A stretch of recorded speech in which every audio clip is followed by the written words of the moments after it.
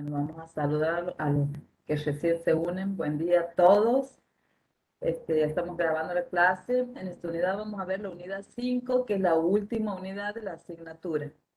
Somos poquitos. Gracias por estar, por participar de la clase de hoy, los que están. Que realmente en estos días es difícil por el frío que está haciendo esta semana. La última unidad es la unidad 5, en donde nosotros tratamos de ver que en el mundo existen distintos tipos de problemas, siempre hay problemas, y que la sistémica provee diferentes métodos o pautas para identificar y para solucionar esos problemas. Eso es lo que vamos a ver ahora en la unidad 5. ¿Sí? Vamos a compartir pantalla.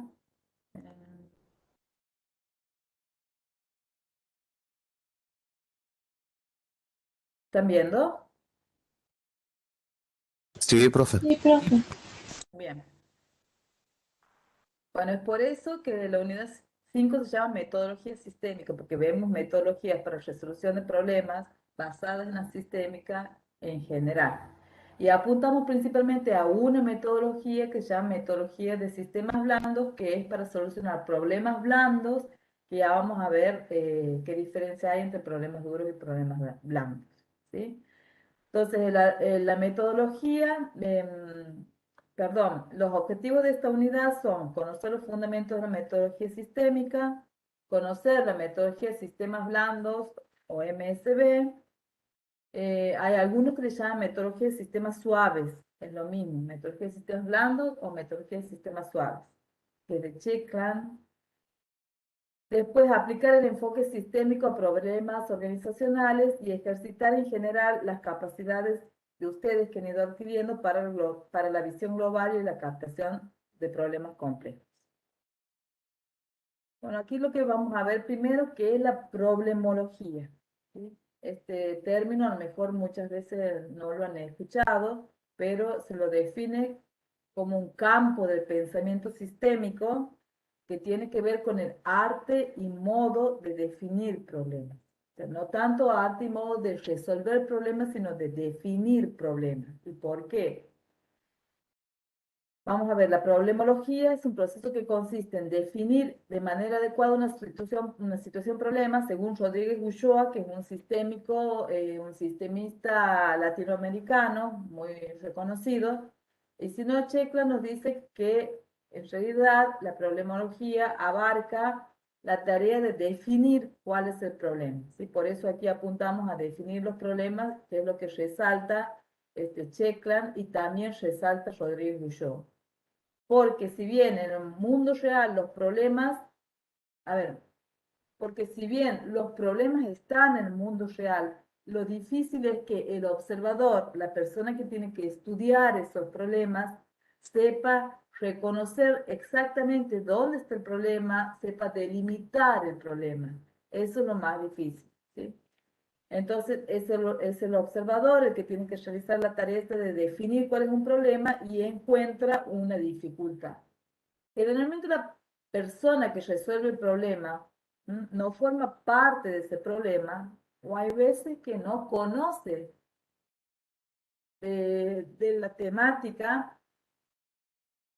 eh, a la cual se refiere el problema. Por ejemplo, nosotros hablemos de los licenciados en sistemas de información. Nosotros construimos sistemas de información, ya han visto que es un sistema de información para cualquier dominio, es decir, cómo procesar automáticamente la información en forma rápida, eficiente, de cualquier dominio. Podemos hacer un sistema para el control del seguimiento de la trazabilidad del ganado vacuno, para un sistema de finanzas para un banco, podemos hacer un sistema de gestión de recursos humanos, podemos hacer un sistema de tiempo real para digamos, un conjunto de semáforos.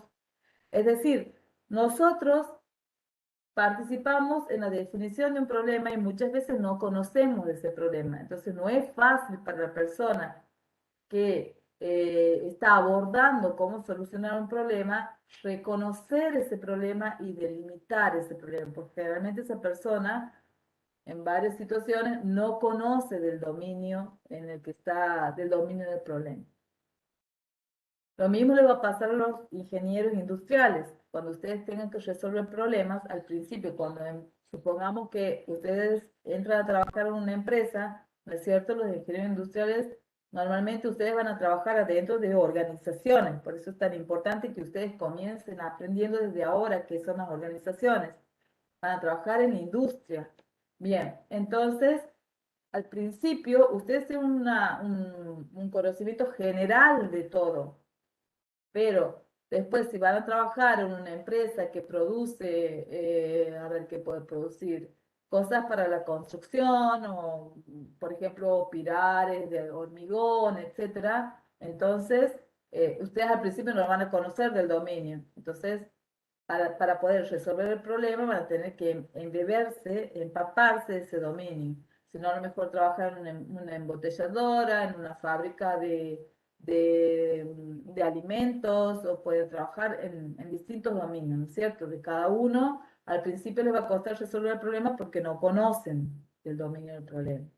Bien, es por eso que la problemología, esta área de la sistémica, nos dice, lo más difícil es definir y delimitar ese problema que está en el mundo real. Bueno, a eso se dedica la problemología, no solamente a definir problemas, sino también a aportar soluciones o ver con qué metodologías, de qué manera se va a resolver el problema en general. Bueno, ¿qué es un problema? Primero. ¿Mm?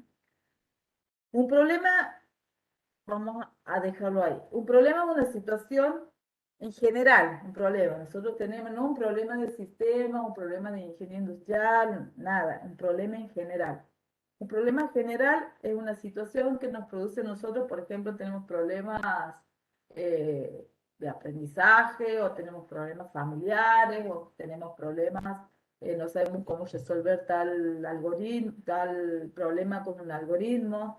Entonces, el problema en general es una situación de angustia, una situación de malestar que tenemos nosotros. ¿Por qué? Porque queremos llegar a tal situación y no sabemos cómo llegar hacia ella. Eso es un problema, una situación de angustia que la vive una persona normalmente, que queremos lograr tal cosa o llegar a tal punto, pero sin embargo no estamos ahí y no sabemos cuál es la mejor manera para llegar a ese punto, ¿sí? Entonces, ahí decimos, si tenemos esa situación de desconcierto, de ignorancia, que no sabemos cómo resolver, cómo llegar hasta ahí, y nos producen angustia, estamos ante un problema. Y los problemas se pueden dar en distintos dominios, ¿no es cierto? Bien. También podemos definirlo según Newells y Simon. Simon es premio Nobel de Economía, ¿no? Y Xi y Glasser también tienen una forma diferente de definirlo, pero más o menos lo mismo. Newell y Simon nos dicen que un problema se define como una situación en la cual el individuo desea hacer algo, pero desconoce cuál es el curso de acción necesario para lograr lo que quiere. Estamos en esta parte derecha de este grafo, ¿sí? Un problema es una situación en donde un individuo, siempre hay una persona que tiene el problema, desea hacer algo, pero desconoce ese curso de acción que lo va a permitir llegar a esa meta.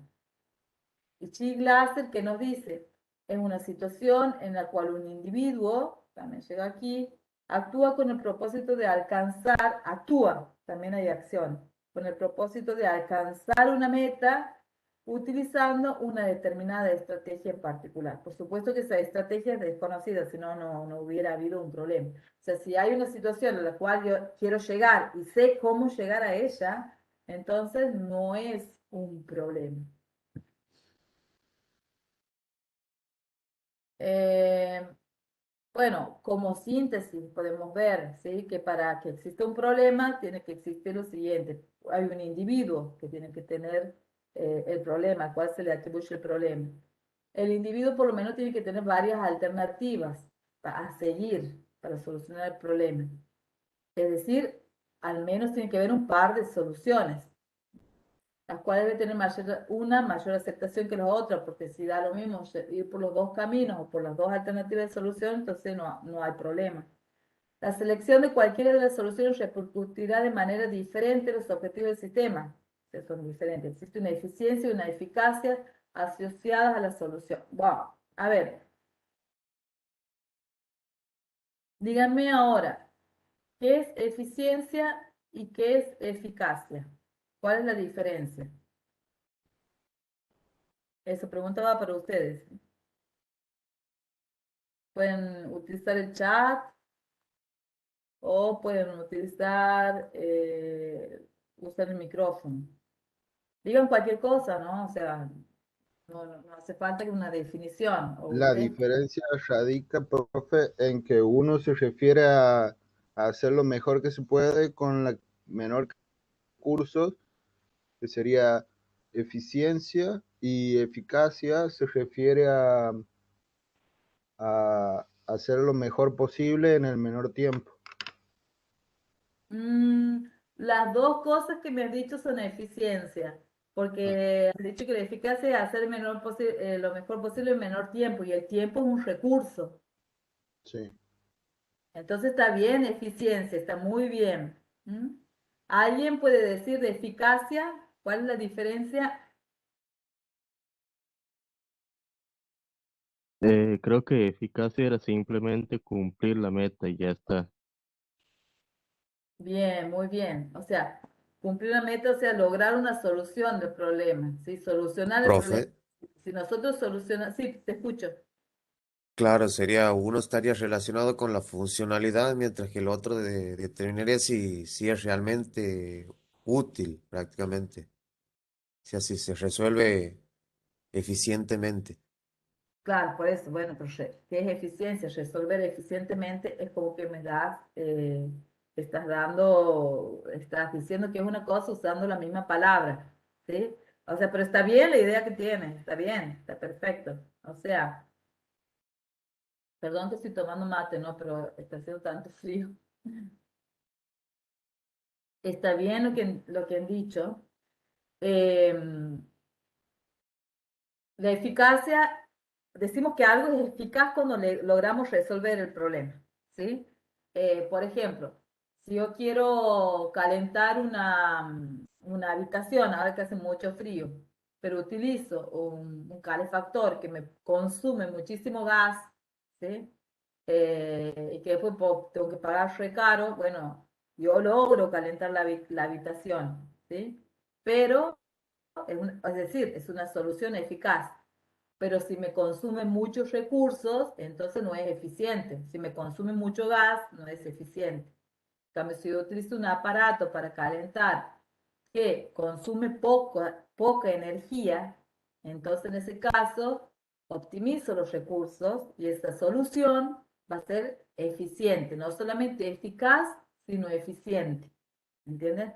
Es como que para ser eficiente tenemos que ser eficaz, nada más que la eficiencia, como han dicho ustedes, hay una diferencia, es optimizando el uso de los recursos. Entonces, aquí, cuando hablamos de que nosotros en general, cuando tenemos un problema, tenemos que ver las distintas soluciones,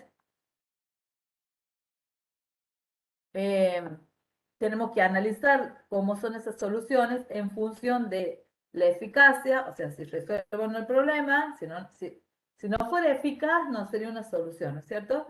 Y además, la eficiencia, es decir, el menor uso de recursos, ¿sí? O la optimización de los recursos.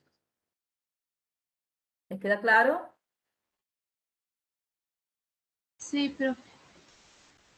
Bueno, esa cuestión de la eficiencia y la eficacia, tenganlo siempre presente y sepan siempre diferenciar, porque en toda su carrera, que sea industrial o informática, siempre van a tener presente esa diferencia o ese tipo de soluciones, ¿sí?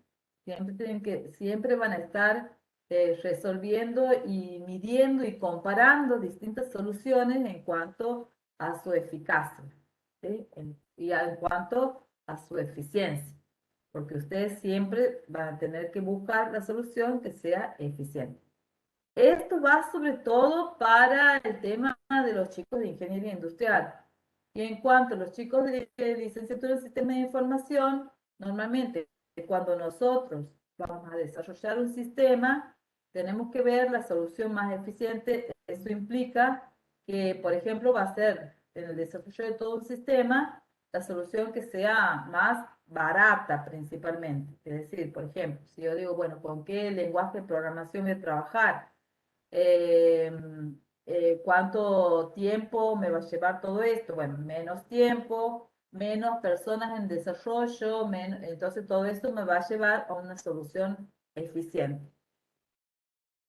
Bueno, pero aquí estamos hablando de los problemas en general, entonces repasamos, para que haya un problema tiene que haber un individuo, tiene que haber al menos una alternativa de un camino a seguir, por lo tanto una alternativa en la solución, y las soluciones se tienen que poder analizar en función de su eficacia y de su eficiencia.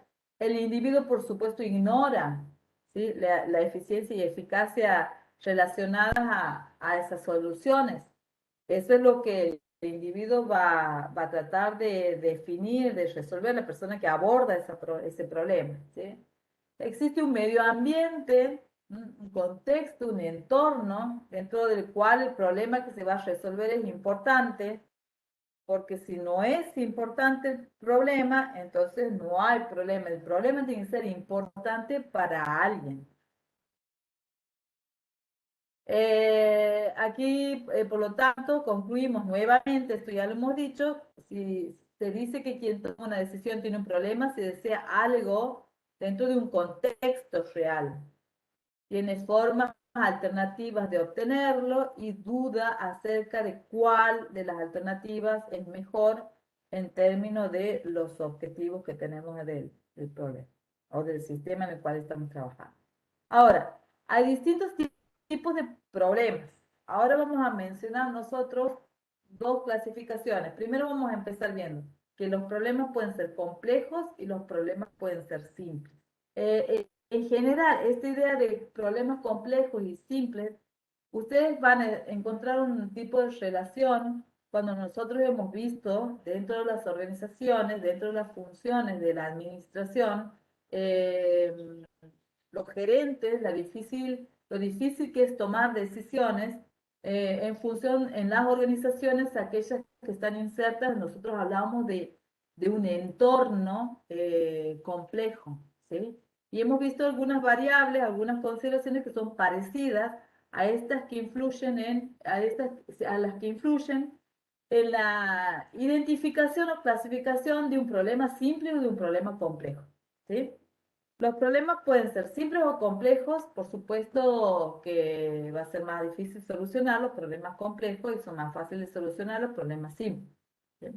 Nosotros vemos un problema complejo, es toda situación conflictiva, o que nos produce angustia, ¿no es cierto?, en la que participan numerosos elementos, ¿eh?, muchos elementos, interconectados por relaciones múltiples y variables, que afectan a unos o varios sistemas durante un periodo más o menos prolongado, ¿sí?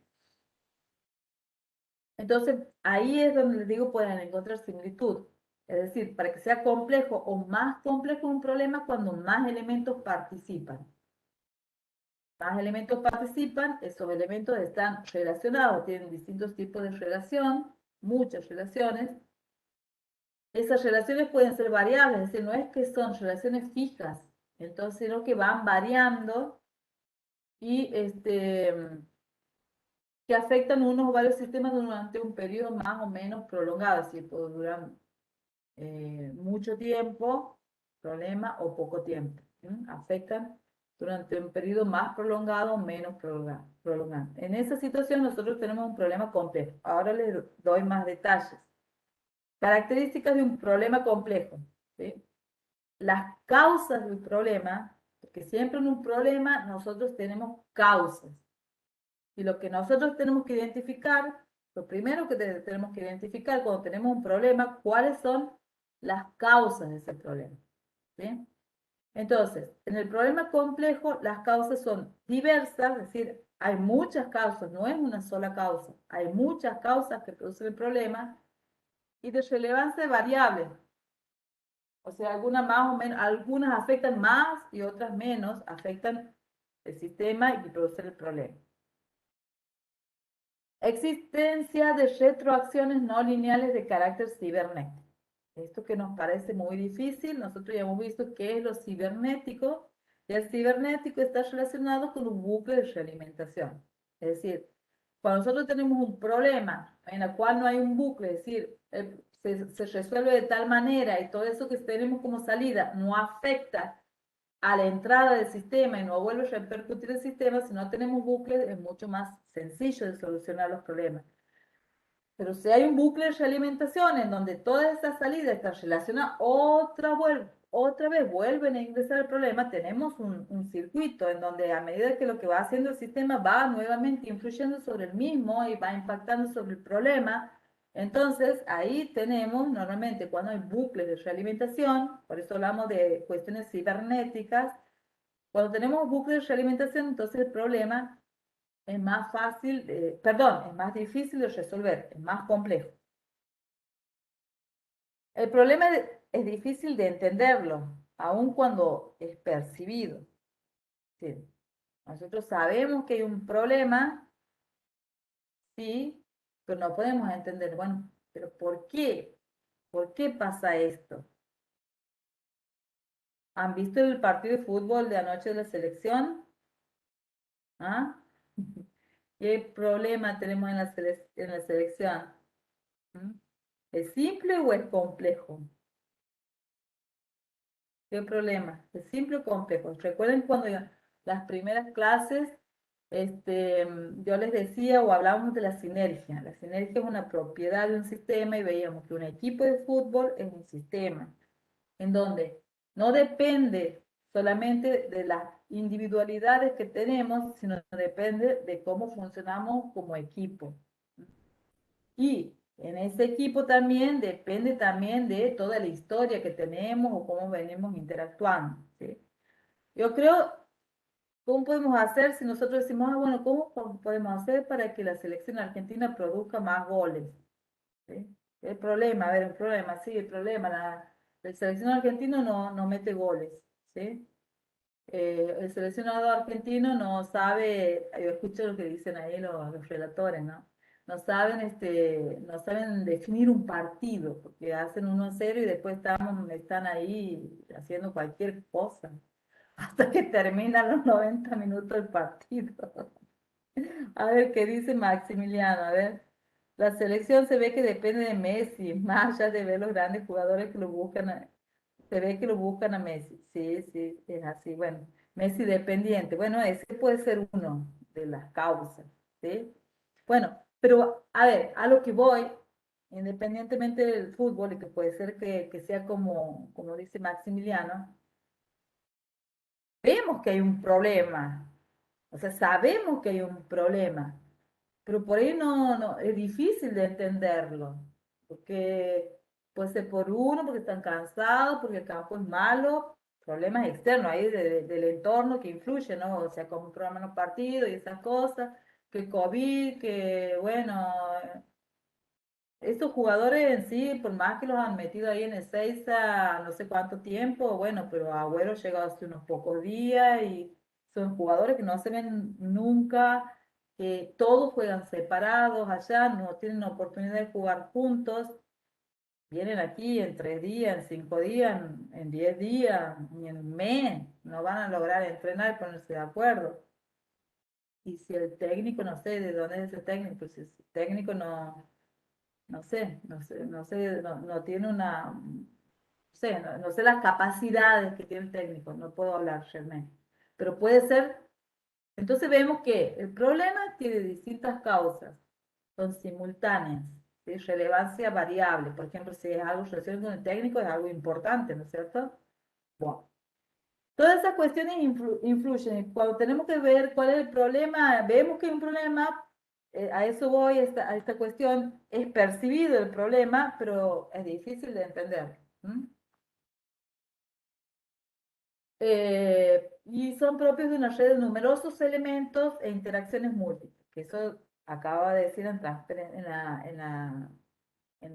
la filmina anterior, en la página anterior, realmente participan muchos elementos en interacciones múltiples. Ahora Agüero se va al Barcelona, me dice Mancilla. Sí. Y Y allá es impresionante porque, bueno, ahí en París, siempre hablo de París porque no es porque los profes se quieren mandar aparte, y cómo puede comparar, bueno, pero estaba ahí, y María es ídolo total, ¿sí? Así que, bueno, y juega con el otro, con el 5, no me acuerdo en este momento cómo se llama el 5. Bueno, ellos son ídolos del Paris Saint-Germain. Ahí son ídolos, aparte cobran un montón de plata, pero muchísima plata. Bueno, ¿qué va a hacer? Pero aquí, bueno, no sé.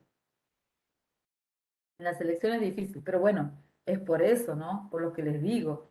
Messi hace cuánto que juega en el mismo club, años, toda su vida, creo, ¿no es cierto? Entonces, llega un punto en que juega muy bien allá en ese club, pero si lo sacamos de ahí y lo cambiamos de sistema, sale del sistema, entra en otro sistema, en donde con los elementos, el resto de los elementos, por más que sea el sistema, el elemento principal del sistema, él no ha tenido mucha interacción con los otros, con el resto de elementos del sistema. Entonces es difícil, no es sencillo. Bueno,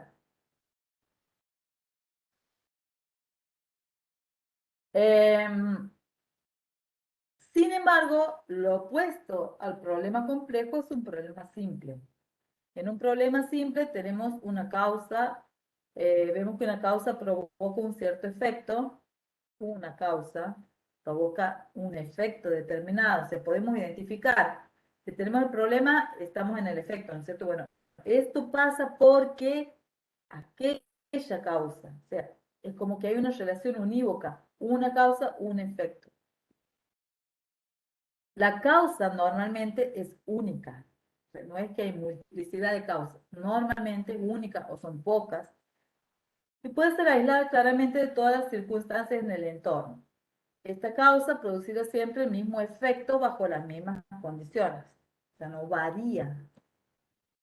En general, más de la misma causa producirá más del mismo efecto. Y lo más importante, si suprimimos la causa, puede eliminarse el efecto. O sea, identificamos tan bien cuál es la causa del problema que si logramos quitar esta causa, quitar esta cuestión, el problema queda resuelto.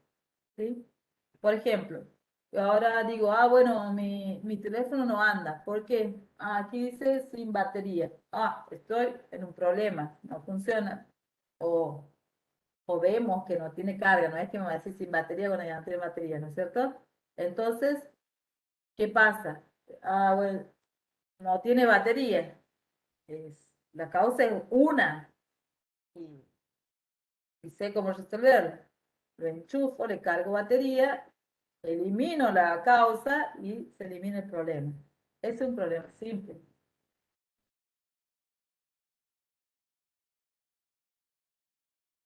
Y la categorización de los problemas, nosotros los problemas podemos tener distintos tipos de problemas considerando dos cosas, el tipo de sistema en el que se da el problema y la dimensión participante, cómo es la relación entre los participantes. Ya hablando de problemas, no del teléfono, sino de los problemas socioculturales.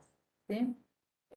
O sea, los problemas que se dan en contextos socioculturales, dentro de una organización principalmente. ¿Sí? Entonces, yo tengo dos aspectos. Primero veo si el problema es simple y si el problema, perdón, si los sistemas en el que se da el problema es simple o complejo. Ahora, si el problema es simple, eh, si tenemos, perdón, el sistema va a ser simple si tenemos un número pequeño de elementos, pocas interacciones, los atributos están predeterminados, los atributos son eh, las características, ¿sí? O las variaciones de las variables del sistema. Las interacciones son fuertemente organizadas, podemos identificar las relaciones entre los elementos, no se desarrollan a través del tiempo, significa que no cambian esas interrelaciones. El sistema es ampliamente cerrado al medio, no tiene mucha interacción con el medio. Ahí estamos ante un sistema simple. Ahora, podemos tener sistemas complejos, cuando tenemos gran número de elementos, muchas interacciones, los atributos no están predeterminados, o sea, todo lo opuesto. Las interacciones están débilmente organizadas, se desarrollan o evolucionan o cambian, se modifican a través del tiempo, y el sistema es ampliamente abierto al tiempo. Bueno, cuando nosotros estamos normalmente, ¿no es cierto?, con un problema que se da en un sistema simple, entonces el problema tiende a ser simple. En cambio, cuando el problema se da en un sistema que es complejo, entonces normalmente el problema va a tener mayor complejidad. Entonces, podemos ver los problemas si van a ser simples o complejos viendo en qué tipo de sistema se presenta. Pero además, también analizando la dimensión de los participantes y qué relación hay entre los participantes entre sí dentro de una organización. Esa relación puede ser unitaria, pluralista o coercitiva. Unitaria es cuando todos están de acuerdo en ese sistema. Pluralista es cuando hay discrepancias de ideas, pero logran un consenso. Y coercitiva es cuando la situación entre los integrantes del sistema es caótica, no hay acuerdo. Eso es una síntesis de cada una de las tres para que vean las diferencias, ¿sí? A grosso modo. En cambio, si vamos a analizar cada una, unitaria, hay una relación unitaria en los participantes del sistema cuando comparten intereses en común, cuando sus valores y creencias son altamente compatibles, cuando están de acuerdo acerca de fines y medios, cuando todos participan en la toma de decisiones. Pluralista, cuando tienen una compatibilidad básica de intereses, o sea, no tienen todos intereses en común, pero tienen una compatibilidad de intereses básica. Sus valores y creencias divergen en algún alcance, no necesariamente están de acuerdo sobre fines y medios, pero es posible el compromiso. No comparten, pero se comprometen a aceptar. Todos participan en la toma de decisión. Y coercitiva es cuando en la organización no comparten intereses en común y no están de acuerdo a ponerse de acuerdo, sus valores y creencias están en conflicto, no hay acuerdos tampoco sobre fines y medios y no es posible un compromiso genuino y algunos obligan a otros a aceptar decisiones. Por eso se dice que es una situación o una relación coercitiva. ¿Sí? Bien, respecto a esto,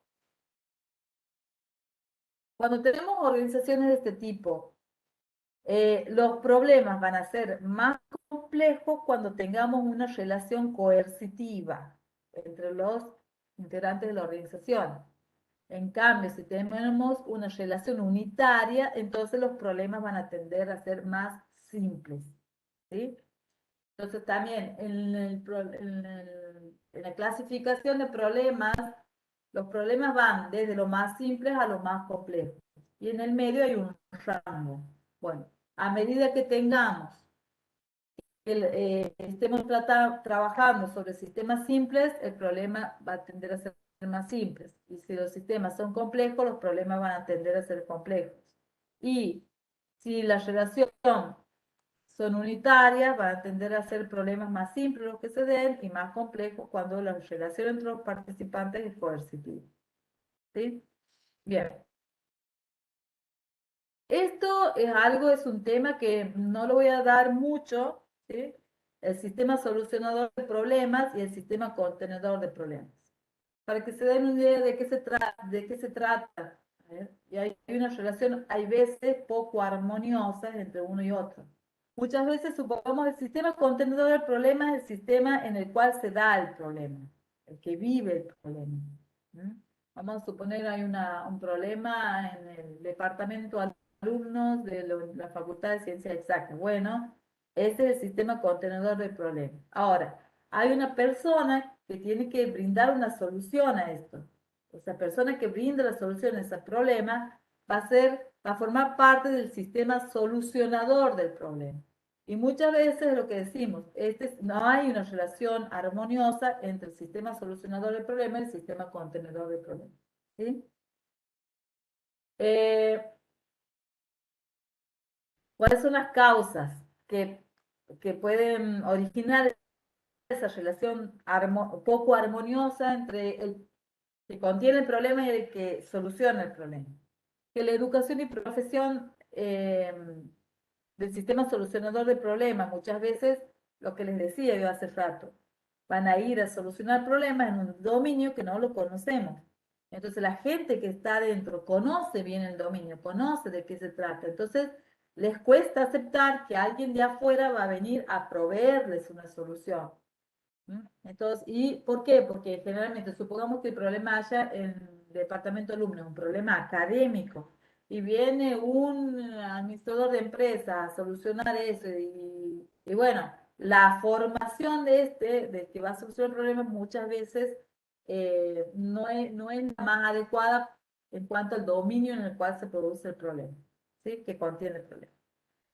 Los intereses particulares de los miembros integrantes del sistema solucionador de problemas. Generalmente los que solucionan el problema son contratados y bueno, quienes solucionan el problema porque tienen que tener una ganancia, es decir, les interesa ganar plata solucionando el problema, ¿no? La visión reduccionista de los miembros del sistema solucionador del problema al enfocar los problemas del sistema contenedor. Es decir, muchas veces el que soluciona el problema no tiene una visión sistémica, tiene una reduccionista, es decir, puede ser que identifique una causa y apunte a eso y no vea el problema en general de manera global. Las imágenes que los miembros del sistema solucionador del problema tienen respecto a lo que acontece en el sistema contenedor del problema. La imagen significa, hay veces que los que solucionan el problema tienen una imagen diferente a lo que realmente se produce en el problema, a lo que realmente ocurre en el problema. O sea, no logra esa persona que va a solucionar el problema, no logra realmente captar todo lo que está ocurriendo dentro del sistema contenedor del problema. Entonces, la problemología es el área de la sistémica que debe considerar todas esas causas con la finalidad de comprobar la adecuada definición de los problemas sistémicos.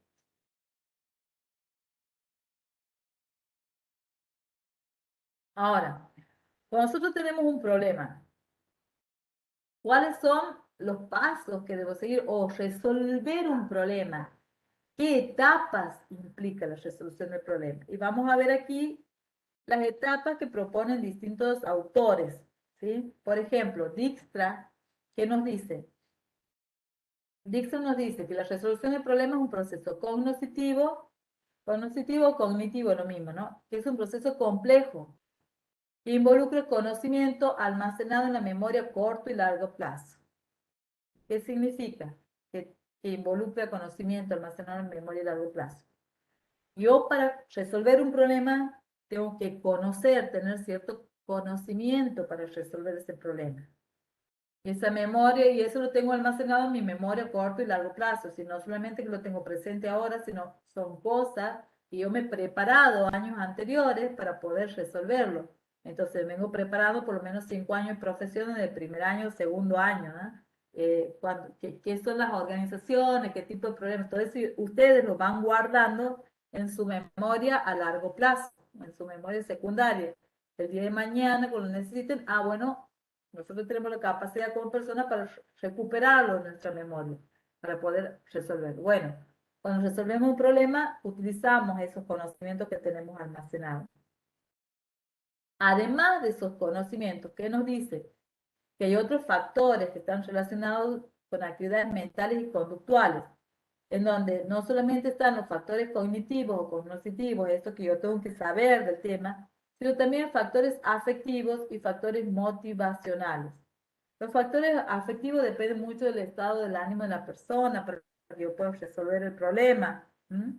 Y los factores motivacionales significa que por ahí tengo motivaciones extras. Por ejemplo, cuando nosotros trabajamos en nuestro proyecto de investigación con problemáticas relacionadas con personas con discapacidad. Bueno, muchas veces nos dicen, bueno, pero ¿y por qué ustedes están abordando este problema? Bueno, porque alguien estaba muy interesado, porque normalmente, porque tenía un familiar, un pequeño, un niño que era persona con discapacidad. Entonces, eso motiva a que nosotros queramos resolver ese problema o contribuir a la solución de ese problema. ¿Ven? Ahí hay factores motivacionales. Además, para que yo pueda resolver el problema, tengo que estar con buen ánimo, tengo que estar positivo, creyendo que voy a resolver ese problema. Por otra parte, aparte de Dijkstra, ¿qué nos dice François? Charles François es un sistemista. El otro día cuando yo he hecho la presentación lo he nombrado varias veces, que ha fallecido hace un par de años, capaz que no llegue un par de años, que es el sistemista. Él es belga, que ha llegado desde Europa con todas las ideas sistémicas y ha implantado aquí en Argentina todas estas ideas de qué es la sistémica, de cómo resolver problemas. Charles François tiene una enciclopedia sistémica que nosotros usamos en la materia, un diccionario de sistemas también. Y Charles François, él nos dice que ha trabajado en problemología. Él propone un listado de requisitos que debe seguir una metodología para definir correctamente los problemas. Es decir, esto es lo que propone Charles François, son grandes etapas. Estas grandes etapas, después, para resolver un problema, tenemos distintas metodologías que nosotros abordamos de acuerdo al tipo de problema que presentamos. Entonces, esas metodologías, él dice que puede haber varias metodologías, pero todas esas metodologías tienen estas siguientes etapas en general. Que cuando quiero resolver un problema, tengo que cumplir. Primero, reconocer las múltiples causas del problema, reconocer los múltiples efectos que tiene o podría tener, y reconocer distintos sectores de la realidad que serían o podrían ser influenciados por las diversas soluciones posibles del sistema. Eso nos dice Charles François. Ahora, André, Charles François nos habla de 3 etapas, grandes etapas, basado principalmente en reconocer las causas, reconocer los efectos. Y André, por ejemplo, va un poco, especifica un poco más, es otro autor, en donde nos dice que las etapas para resolver el problema son, primero, darse cuenta del problema. Segundo, no voy a entrar en detalle porque todo esto ya lo hemos hablado, especificar el problema, describirlo de manera más precisa. Analizar el problema, es decir, ver cuáles son las partes del problema y se aísla la información relevante de cada problema. Aquí nosotros, por ejemplo, en los que somos informáticos, los de licenciatura en sistemas, por ejemplo, cuando nosotros usamos las metodologías de desarrollo de software, normalmente esto hacemos al revés. Primero analizamos el problema y después hacemos una especificación de acuerdo a cada metodología.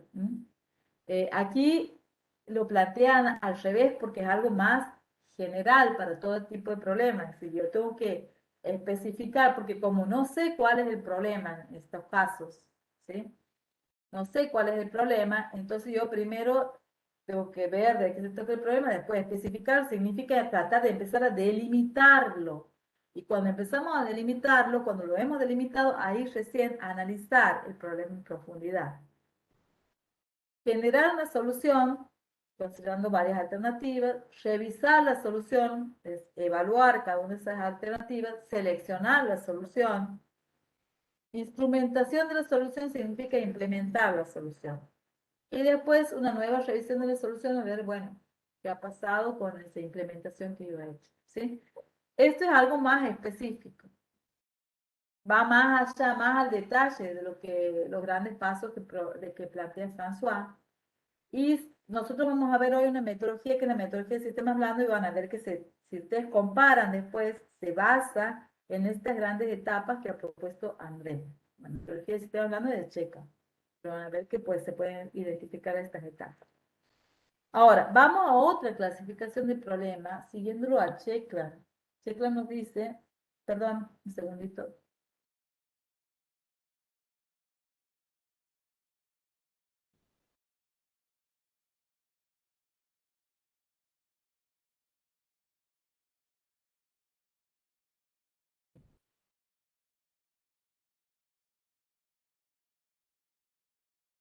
Bien. Vamos a hacer, antes de seguir, les propongo una no un ejercicio, pero a ver, vamos a ir viendo. Esto que nos dice François, ¿sí? Reconocer las múltiples causas del problema. A ver, yo les doy un par de minutos, ¿sí? Y vamos a tomar un problema. Ustedes están en segundo año de la universidad, ¿sí?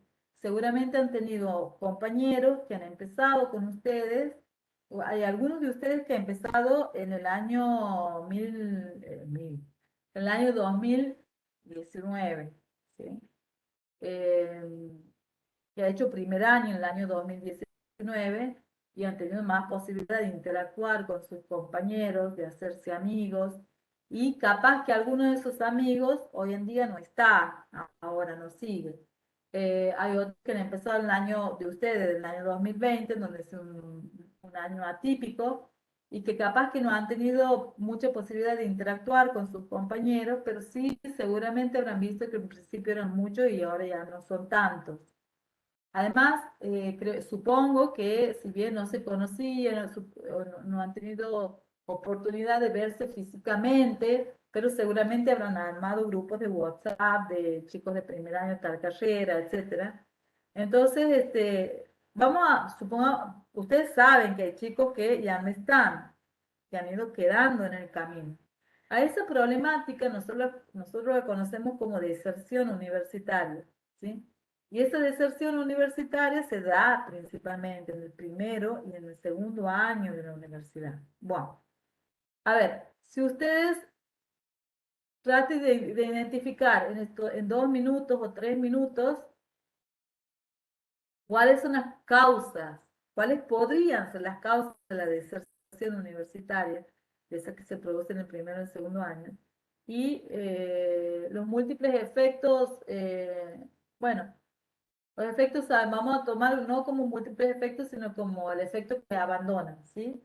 También puede ser el desgranamiento, que significa que no abandonan del todo, pero van perdiendo, digamos, se van separando de la cohorte con la que han empezado.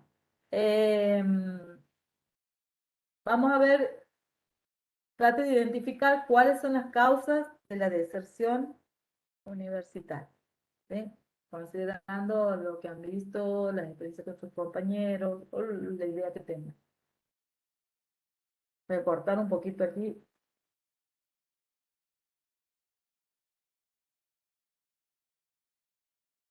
Si quieren, piensen un poquitito y lo van poniendo aquí en el chat.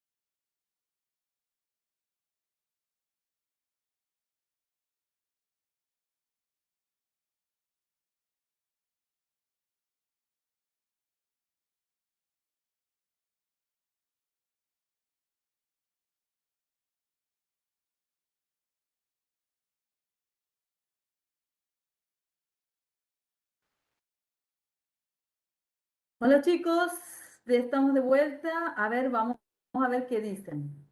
Vamos a empezar lo que han dicho. Hoy están inspirados. Me encanta. Ah, bien. Aquí Julieta ha dicho problemas personales. Perfecto.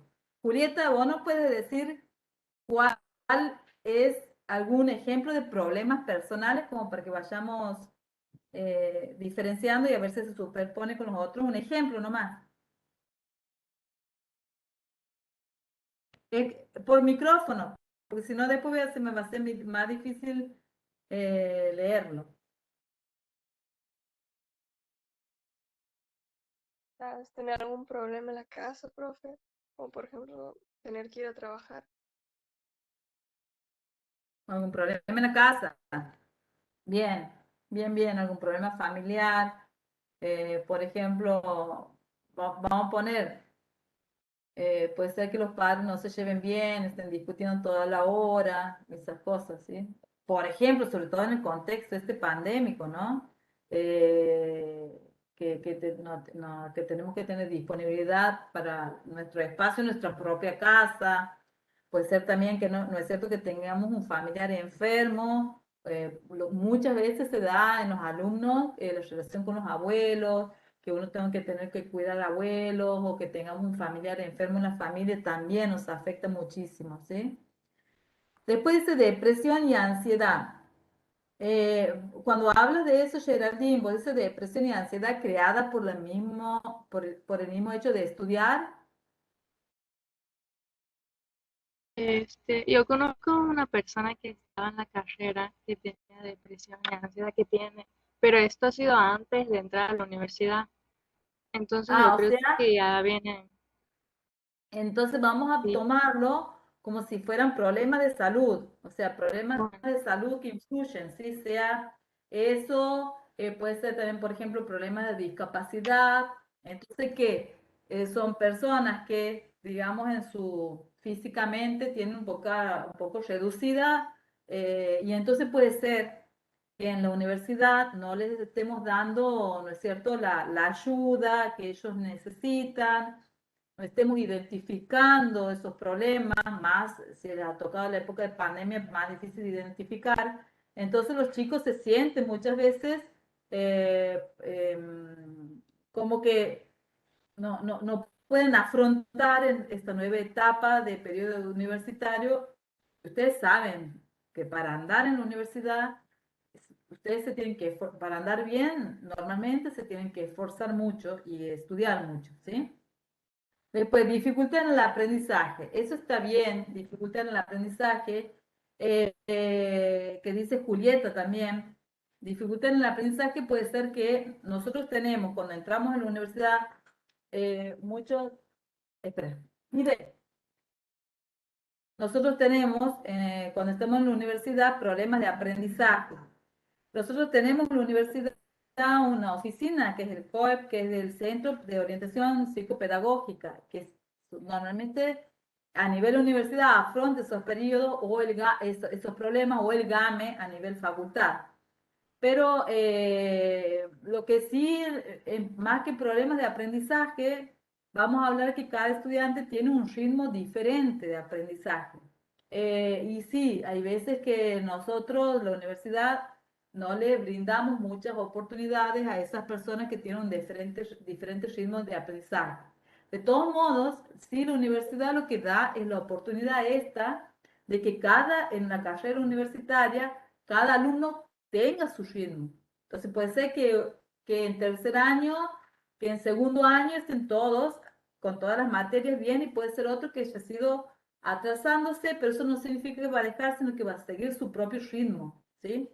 Pero bueno, hay veces que esto de seguir nuestro propio ritmo o de tener este otro ritmo de aprendizaje, o tal vez un estilo de aprendizaje que no se adapta a estilos que por ahí nosotros no nos modernizamos muy rápido los profesores. Entonces, a estos grupos hay veces en que perder sus amigos con los cuales venían estudiando los desmotiva y puede terminar en deserción, ¿sí? Y hay otros que siguen su ritmo de aprendizaje y está todo bien. No, no todos tienen por qué hacer la carrera en 5 años o en 6, pueden hacer en 7, en 8. A ver, falta de motivación. Bueno, falta de motivación es perfecto y eso viene muchas veces atado a problemas personales o también la falta de motivación principalmente a cuestiones vocacionales, ¿no? Es decir, nosotros muchas veces nos metemos a estudiar cosas que creíamos que nos iba a gustar y cuando estamos ahí estudiando nos damos cuenta que eso no es lo que nosotros queríamos, ¿sí? Entonces nos desmotivamos y esa desmotivación, falta de motivación hace que lleguemos a cerrar o dejar una carrera. Muchas veces no se les dice a los alumnos, ¿sí? Y les digo por si alguno de ustedes está pasando por ese momento, no se les dice que realmente eso que ustedes creen que les gusta de una carrera lo van a encontrar en los últimos años, porque los primeros años tienen que aprender cosas básicas que sí o sí las tienen que saber. Falta de recursos, muchas veces la situación económica afecta esto. Yo hablaba siempre a los chicos del interior que tienen que tener plata y es muy costoso venir a alquilar el departamento, la pensión y pagarse todo. Y en el caso de pandemia, que no hace falta que se trasladen, tienen que tener recursos para el computador y todo para poder estudiar. Nivel de dificultad de la carrera, eso tiene que ver mucho con los requisitos previos. Por ejemplo, las carreras de ingeniería, de informática, son carreras que son más difíciles que los otros tipos de carreras, como por ejemplo de las humanidades, etc. Y muchas veces teníamos, no sé si ustedes siguen con ese sistema, había una época que los alumnos en el último año no tenían matemática porque había distintas orientaciones y los colegios privados no daban las orientaciones en las cuales daban pocas orientaciones y casi ninguno orientado hacia las ciencias exactas. Entonces, eso ha hecho que estos alumnos del secundario no tengan desarrollado esas competencias necesarias para unas carreras de ciencias duras. Entonces, se hace más difícil carreras más difíciles que otros, nivel de dificultad.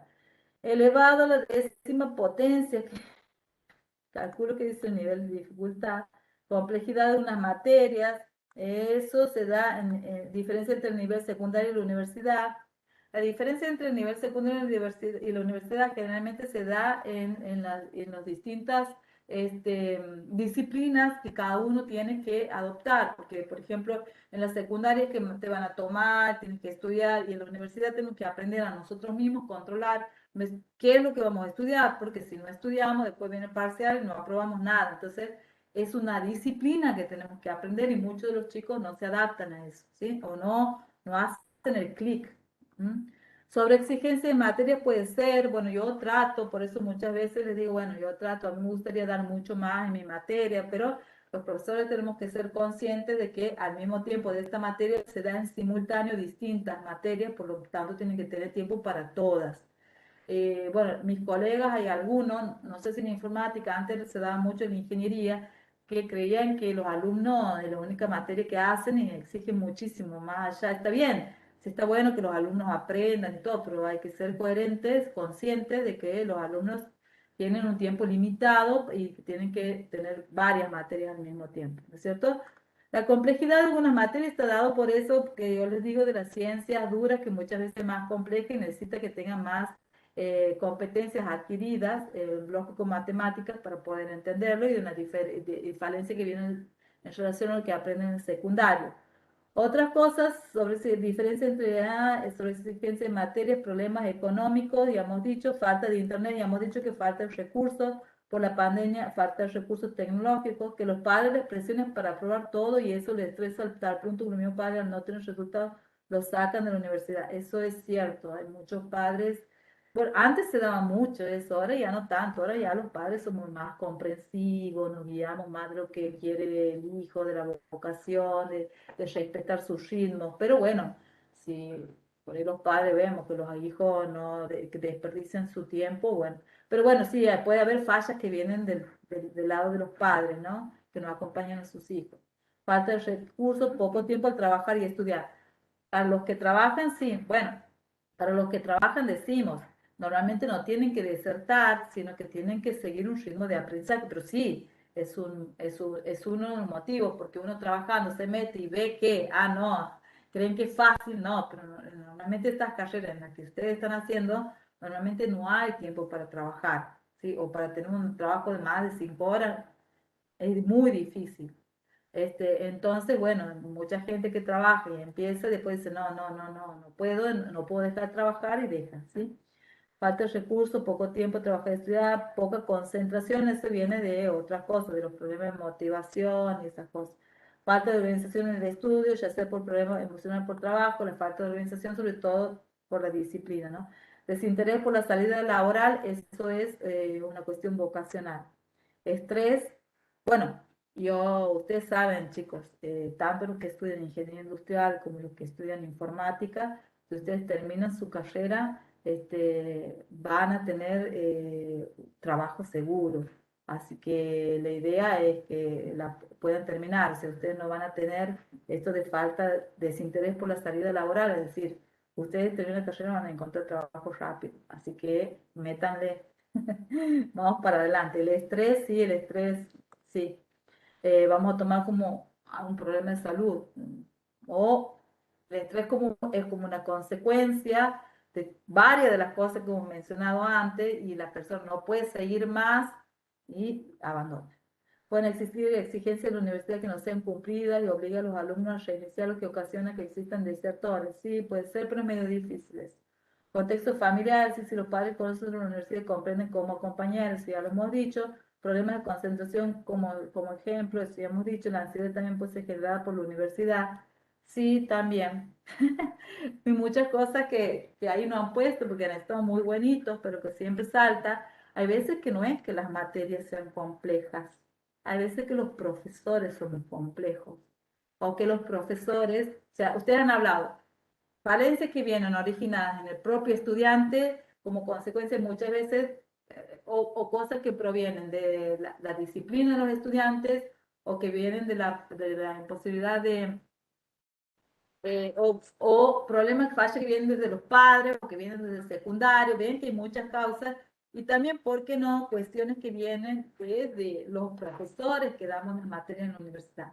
Yo sé de muchos profesores que, bueno, yo he sido secretaria académica de la Facultad de Exactas en el 2009, creo que ya les había mencionado. Entonces, más o menos conozco todos los problemas que los alumnos me venían a plantear a mí. Y muchas veces ha sido problema de que los profesores no dan bien las materias, no saben dar. Normalmente nosotros hacemos una encuesta al final de cada materia y ahí nos dice, bueno, por ejemplo, una de las críticas de mi materia es que yo no les doy la bibliografía, así, por los libros, exactamente, yo he tratado de mejorar, de decirles más la bibliografía, pero el problema está en la materia, en la parte de teoría de sistemas, no tiene normalmente bibliografía que se pueda conseguir aquí en español que sea actualizada, ¿sí? Bueno, ponemos esas cosas, entonces hay muchos docentes que exigen mucho o que no transmiten bien en las clases o que hay una discrepancia entre la teoría y la práctica, etcétera. Entonces, son falencias de los docentes o de la organización de la asignatura. Entonces, esto también produce que los chicos se desmotiven, dejen una asignatura y también que al final terminen dejando la carrera. Me cae el pelo del estrés, profe. Bueno, el tema, el tema de la caída de pelo vienen cosas para fortificar eso, no se tienen que estresar, o sea, el tema del estrés en la universidad tienen que aprender ustedes a dominar ese estrés. Además están trabajando en materia, están estudiando carreras que son difíciles, ¿sí? Pero tienen que saber sobrellevar ese estrés, es decir, tienen que aprender a salir triunfante y a seguir adelante este tipo de carreras que son difíciles, ¿sí? Así que, no, bueno, no culpen toda la caída del pelo al estrés. Este, Fíjense, sobre todo ese tipo de cosas. Hay tratamientos para las mujeres, generalmente caen en el invierno, pero no se asusten por ese tipo de cosas. Em, bueno, a veces sueño que estoy en paz. Bueno, sí, hay algunos que les resulta más difícil en cuanto al estrés ese que les genera, pero bueno, eh, ya les va a pasar, ya se van a acostumbrar. El estrés nunca va a pasar, o sea, hasta que rinden el último examen de su carrera, siempre uno se estresa, o sea, uno cuando entra a rendir, hasta el último día, uno siente que el corazón le late más fuerte, ¿no es cierto? Es un estrés, sí, grande que pasamos, siempre es así, porque son desafíos a nosotros mismos, más cuando estudiamos y somos responsables, queremos, ¿no es cierto?, tratar de sacar una nota acorde, pero bueno, si por ahí nos sacamos una nota acorde, si estudiamos muy, siempre hay errores, es muy difícil poder calificarlos a todos de manera correcta, es muy difícil. Siempre hay errores en las evaluaciones. Eh, bueno, no es lo normal, pero puede ocurrir errores. Así que todo eso tienen que aprender ustedes a perdonar, a disculpar, siempre que no haya errores grosos, por ejemplo, que haya desaprobado, pero a ver, si en vez de sacar un 10, saca un 7, bueno, ya está. Si en vez de sacar un 8, saca un 6, bueno, ya está. Ahora, si sacaba un 3, en realidad yo había estudiado mucho, bueno, ahí sí nos vamos a estresar, vamos a renegar, pero ya está, tenemos que aprender a asumir, hay problemas más graves, así que ya está. Bueno, listo, eso era para que vean que, por ejemplo, la deserción es un problema complejo porque tiene múltiples causas, ¿sí? Muy gracioso, me encanta, que es eso de dormir. Bueno, bueno, me encanta, me gusta mucho que ustedes hayan podido encontrar múltiples causas a ese problema de la deserción. Es decir, vemos que la deserción es un problema complejo, ¿no es cierto? Y al mismo tiempo hemos visto cómo varias de las causas que ustedes han nombrado están relacionadas entre sí, porque unas producen otras y esas otras llegan a producir la deserción. Así que bueno, hemos visto un buen ejemplo de lo que es un problema complejo, ¿sí? Vamos a seguir compartiendo ahora. Habíamos quedado aquí. Vamos a ver otro tipo de problemas que es la clasificación esta de la Cheklan, que es lo mismo que problemas simples y problemas complejos. Él la define como problemas duros, que son los problemas simples, y problemas blandos, que son los problemas complejos. Y en el medio, este es un extremo y este es el otro extremo. Y en el medio hay distintos tipos de problemas que son semiduros o duro blando o blando duro o semi blando. ¿Cómo define él a los problemas, el problema duro? Es aquel que define con claridad la situación por resolver, de manera que no hay cuestionamiento de definición del problema planteado. Es decir, que qué es el problema y cómo solucionarlo son claramente distinguibles. En cambio, en el problema blando, las imágenes de los observadores y de los que viven en situación problema complica significativamente la apreciación de la situación en el estudio.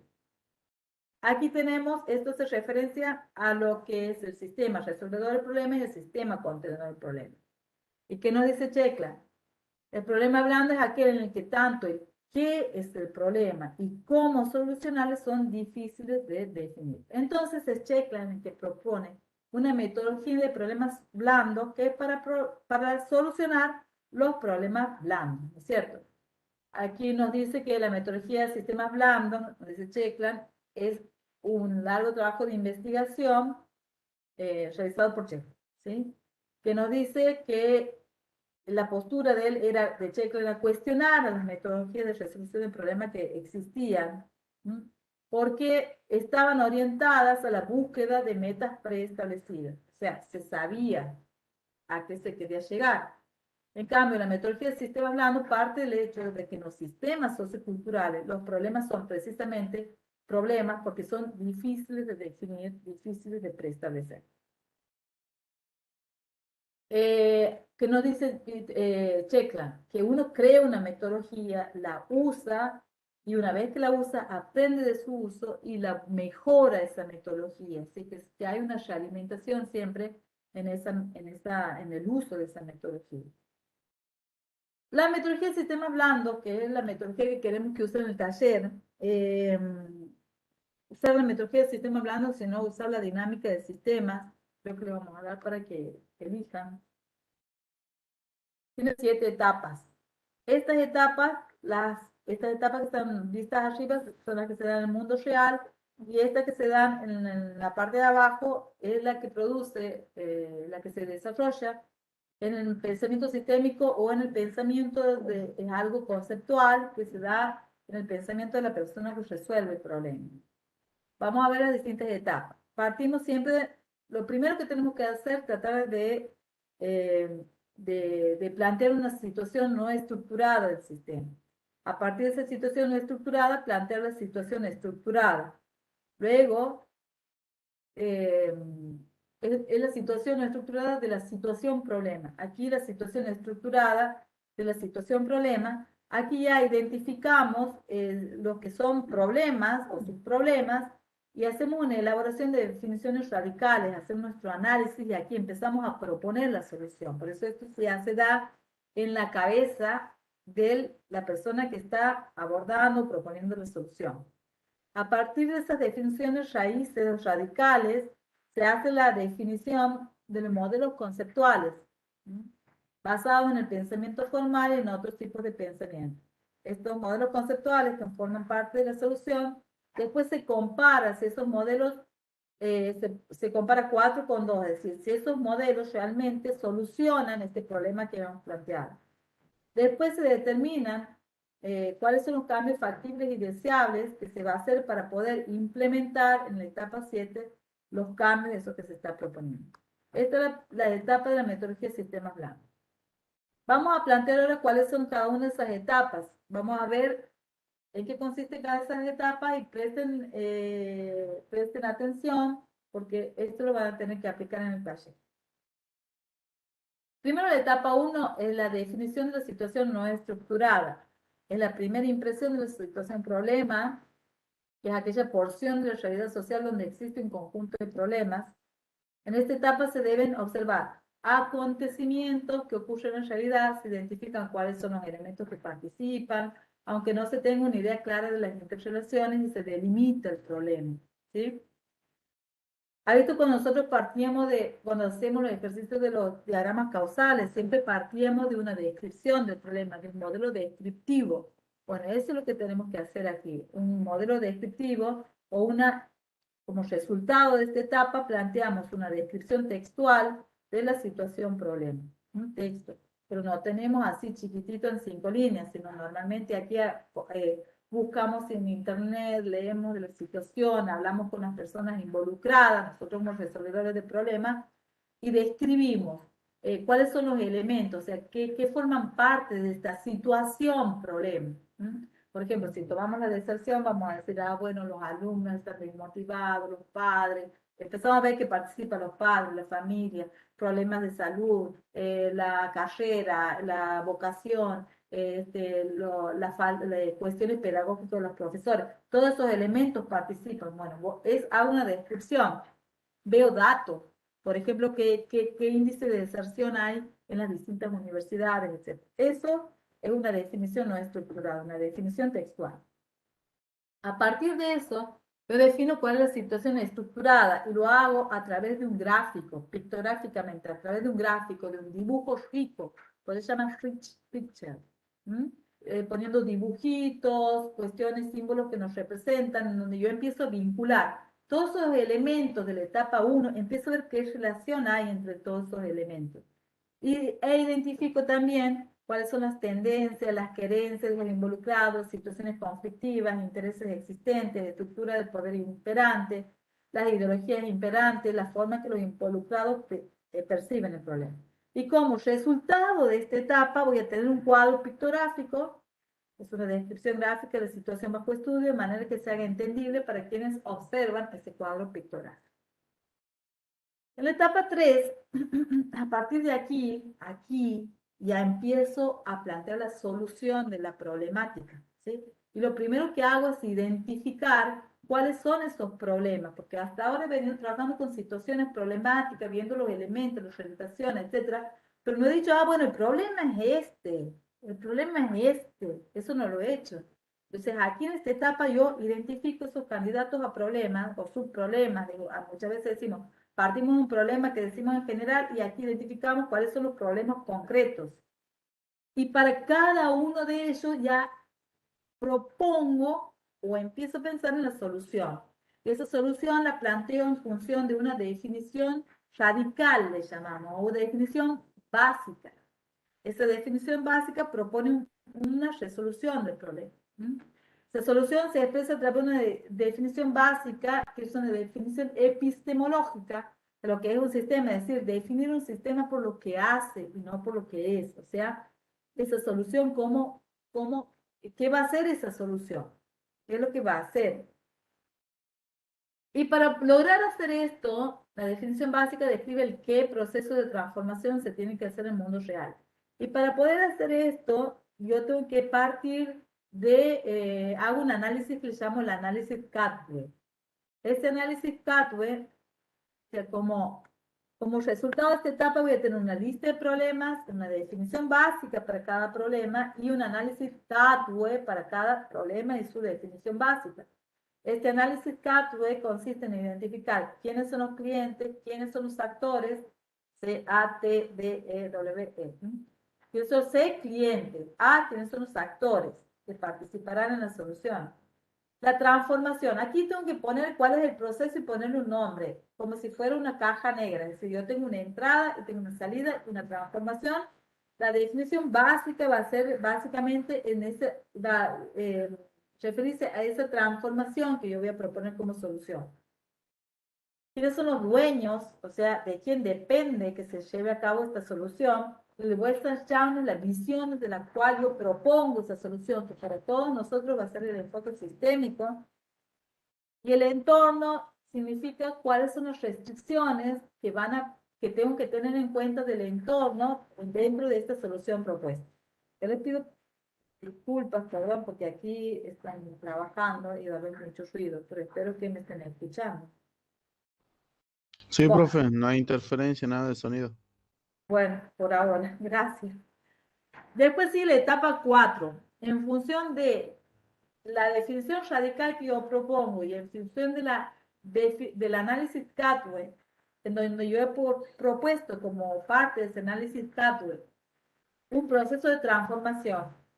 Con esta etapa de elaboración de modelos conceptuales, yo defino esa transformación en qué va a consistir. Eso que yo lo veía como una caja negra en la etapa 3, ahora lo voy a explotar y voy a producir un modelo conceptual. Ustedes saben que es un modelo conceptual. Ustedes trabajan con diagramas conceptuales, mapas conceptuales, es decir, es más o menos lo mismo. Conceptual significa que es algo abstracto, es decir, es una propuesta que yo hago. En este caso, los modelos conceptuales no es como el mapa conceptual. Los modelos conceptuales que hacemos nosotros aquí está basado en acciones que hacemos. O sea, esa transformación, en qué acciones se convierten. Es decir, qué acciones tengo que llevar a cabo para lograr la transformación que yo he propuesto en la etapa 3. ¿Sí? Entonces, estos modelos conceptuales, como son actividades o acciones, son verbos que están relacionados. O sea, voy a hacer esto, estudiar esto, analizar esto, y en un esquema en donde yo voy a ver qué se hace primero, qué se hace después. El sincronismo, el paralelismo y la secuencialidad entre las acciones implicadas en el modelo conceptual. Es decir, ese modelo conceptual es una expresión en lenguaje sistémico que implica una agrupación de verbos calificados y unidos gráficamente. Indica la manera cómo se podría llevar a cabo el proceso de transformación de la realidad social para que yo logre implantar esa solución que propongo. El resultado es un modelo conceptual por cada definición básica. Y después la comparación de los modelos conceptuales con la definición estructurada es una etapa en donde yo lo único que hago es comparar la etapa 2, que tenía el problema de una manera estructurada, con la etapa 4, donde yo propongo la solución que voy a implementar para cada problema. Entonces se contrastan los modelos conceptuales con la realidad social, descrito en el cuadro pictográfico con el fin de descubrir si tales modelos contemplan las problemáticas descritas en el cuadro.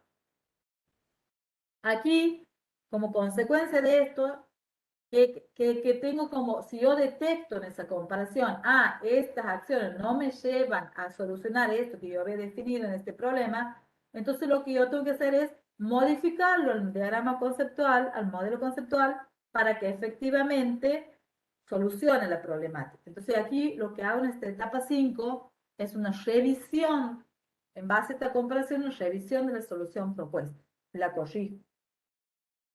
Y en la 6, a partir de esa solución que yo propongo en esos modelos conceptuales, identifico cuáles son los cambios factibles y deseables que tengo que implementar en la realidad para poder aplicar esa solución que yo he propuesto a través de mis modelos conceptuales. Entonces, identificar cambios que tienen que ser culturalmente factibles. Ustedes se acuerdan de la cultura organizacional. Bueno, yo tengo que implementar cambios que vayan con la cultura organizacional. Entonces, porque si no van con la cultura organizacional, no son factibles. Entonces, tienen que ser culturalmente factibles, sistémicamente deseables, en el sentido de que tienen que ser parte de las soluciones que yo, en relación a todos los elementos, la relación que hay en todos los elementos del sistema. Y por último, bueno, aquí como resultado tenemos la lista de cambios factibles y deseables, y por último tenemos que implementar esa solución, esos cambios, y transformación y todas esas soluciones que yo propongo en el mundo real. Que si nosotros hacemos el taller, cuando hagamos el taller, esta etapa de implementación no la vamos a realizar. Como resultado, la realidad modificada. Bueno, hasta ahí termina la metodología de sistemas blandos, que son 7 etapas y que van a tener que implementar ustedes dentro del taller.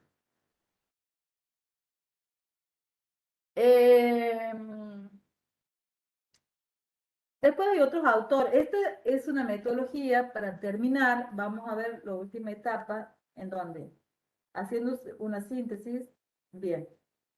A ver un segundito.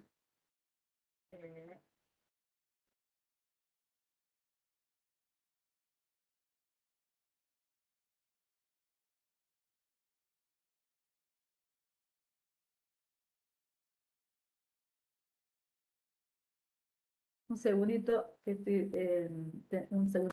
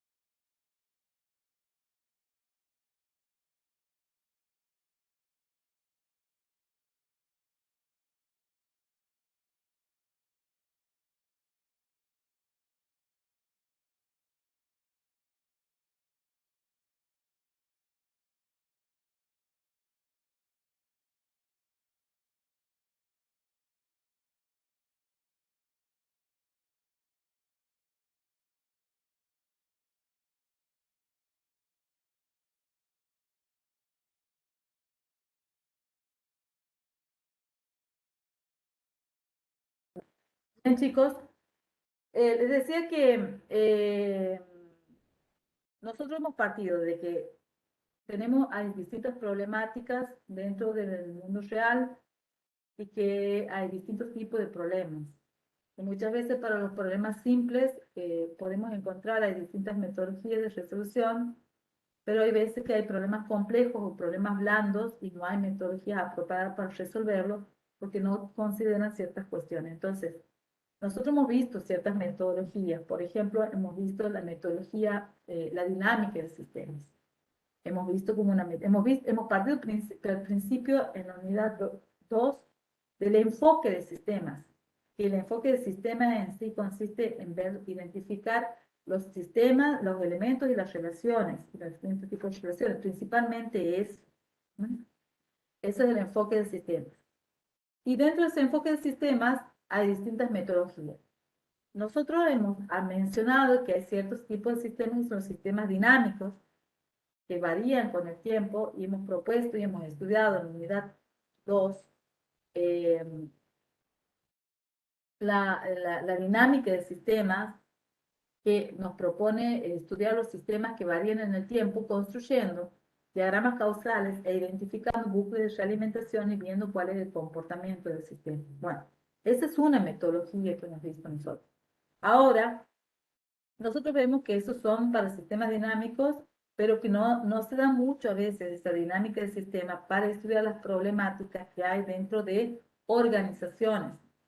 Entonces creemos que la metodología de sistemas blandos de Chekland es más apropiada para estudiar problemáticas que son blandas, que también son dinámicas, por supuesto, pero que se producen en el seno principalmente de organizaciones o de sistemas socioculturales. Hay veces que puede ser no una organización, sino que puede ser, por ejemplo, una provincia, una ciudad, etcétera, que participa el hombre.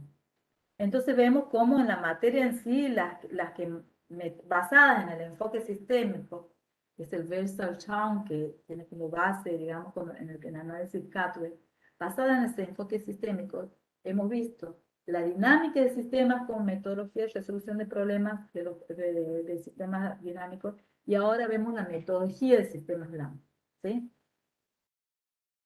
Esa metodología, sin embargo, también hay otros autores que nos dicen, bueno, ¿cómo hacemos para resolver problemas, para saber qué metodología voy a aplicar en cada uno de los casos? ¿Okay? Entonces, por ejemplo, hay algunos que nos dicen, bueno, hay una investigación de sistemas en donde yo parto de distintos tipos de pensamientos para resolver, ¿sí? Que son los métodos clásicos. Yo puedo tener un pensamiento inductivo, un pensamiento deductivo y también una posición experimental. Si ustedes se acuerdan, cuando nosotros hemos dicho, como el proceso de resolución de sistémico de problemas utilizando modelos, vemos que los modelos se construyen para resolver situaciones que se dan en realidad aplicando la experimentación y para eso producimos un modelo. Experimentamos el modelo y de acuerdo al resultado después implementamos la solución en el mundo real. Pero también como métodos inductivos en donde nosotros observamos qué se produce en el mundo y proponemos una solución en función de lo que observamos. El método deductivo en donde a partir de distintas cuestiones nosotros deducimos qué es lo que va a pasar, que muchas veces involucra la experimentación. El método sistémico integrado nos dice que engloba dentro de esas métodos y técnicas, engloba a otros métodos como por ejemplo el análisis para resolver problemas, la síntesis, que también hemos hablado nosotros que es la síntesis, la inducción, la deducción, la construcción de hipótesis y la experimentación. Después tenemos el circuito cibernético de pensamiento y acción, que nos dice, bueno, cómo a partir del mundo exterior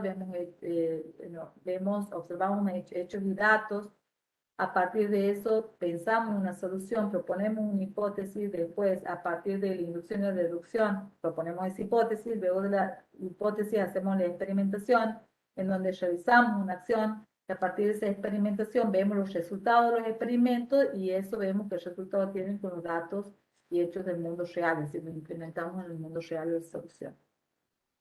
Y dentro de la tecnología de sistemas, esto más para los que somos del desarrollo nosotros somos los informáticos, en nuestro caso licenciados en sistemas de información, proponemos soluciones, ¿no es cierto?, desde los sistemas. Entonces, Bell nos dice, la nueva tecnología sistémica como un esfuerzo para definir la actuación racional y para identificar los medios de ejecución adecuados. Un segundito, chicos.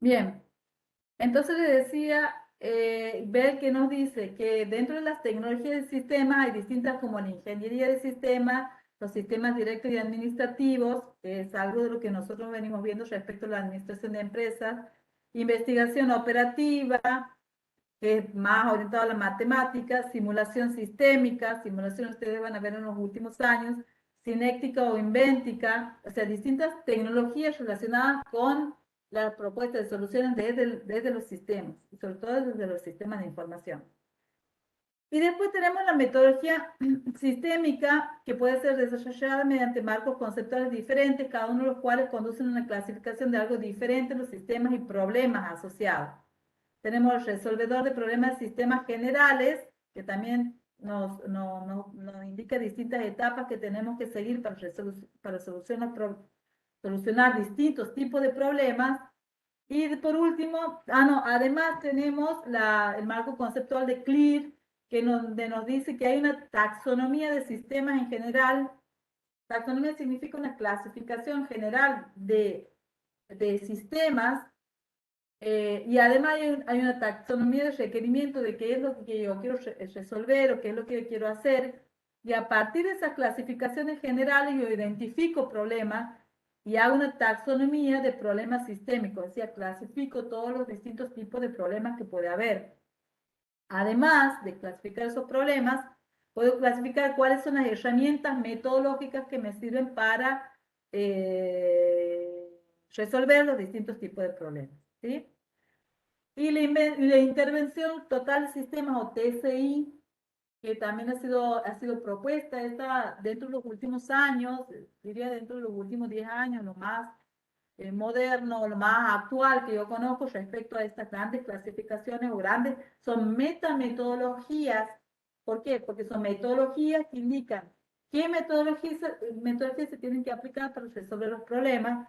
Y esta intervención total de sistemas se basa en metáforas de sistemas, se basan en descubrir estrategias y problemas organizacionales, aplicar, ofrece distintas metáforas y metodologías para resolver los problemas, considera fortalezas y debilidades de metodología sistémica.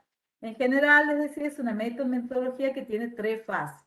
Dentro de esas 3 fases están que primero tengo que, de acuerdo al contexto del problema, tengo que considerar el problema y aplicando creatividad, identifico metáforas de sistemas que se aplican, que definen de alguna manera el problema, y en base a eso hay un abanico de distintas metodologías de sistemas y yo selecciono en base al problema y a la metáfora con que asocio el problema, selecciono cuál de todas las metodologías, donde está la dinámica del sistema, la metodología del sistema hablando, el análisis de sistemas, etcétera. Selecciono esa metodología, lo aplico y entonces selecciono esa metodología de sistemas y le implemento esa metodología. Por ejemplo, supongamos que elijo la metodología de sistemas blandos y le implemento para solucionar el problema del mundo real.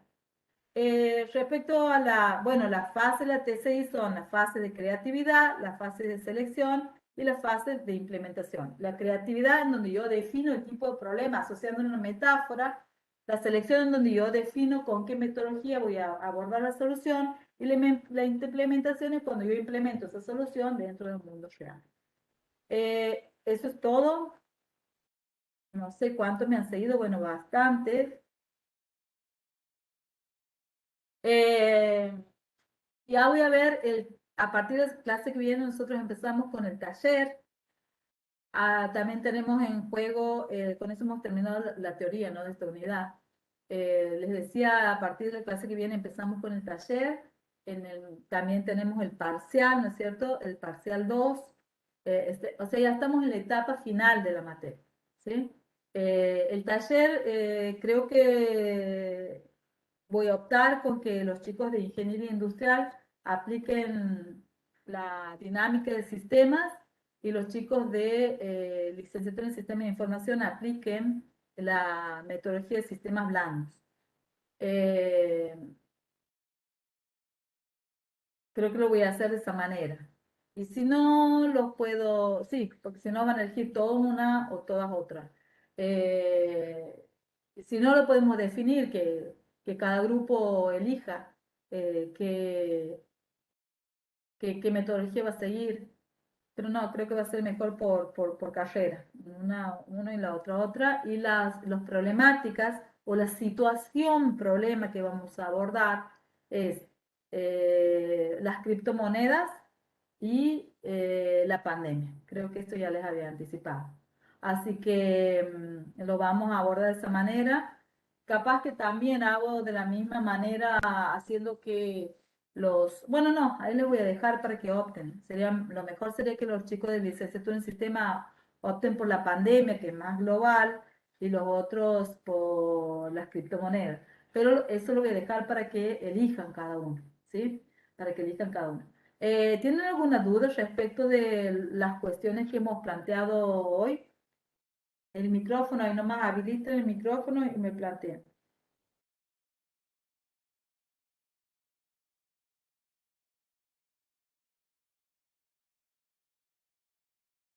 ¿O alguna duda respecto a la materia? Profe, yo tengo una duda porque yo le he entregado el trabajo práctico número 2 por el email. ¿Se acuerda esa situación?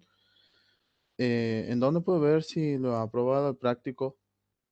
Habla directamente con el profesor, mándale mensaje por Discord directamente. Ahí Ah, le bien. mándale mensaje, pregúntale qué ha pasado, eso hablarlo con él directamente, ¿sí? En ese Bueno, momento hemos hablado, creo que ha sido hace bastante, ese momento lo hemos hablado y él me ha dicho en qué quedaba, pero ya no me acuerdo, en este momento tengo miedo de equivocarme. Así que, pero no había problema, así que, pero habla con él y preguntarle. bueno, profe. Profe, esta clase está grabada, ¿no? Sí, a ver, ya dejo de grabarla, detengo la grabación. Ahí está.